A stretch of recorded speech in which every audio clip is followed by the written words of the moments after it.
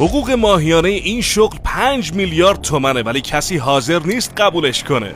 با انتخاب این شغل به مدت 1 سال تمام وعده های غذاییت رایگانه، محل اقامتت یک سویت لوکس، ساعت کاری دست خودته و هر موقع بخوای میخوابی و بیدار میشی، از منظره دریا لذت میبری و علاوه بر همه اینا ماهیانه 5 میلیارد هم حقوق میگیری.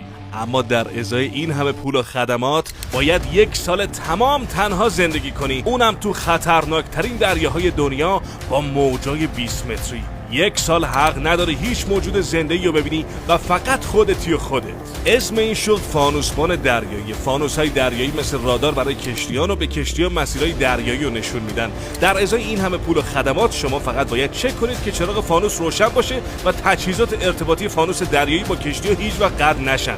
به نظرت کدوم دوستت حاضره به ازای این حقوق در همچین شرایطی کار کنه؟ این پست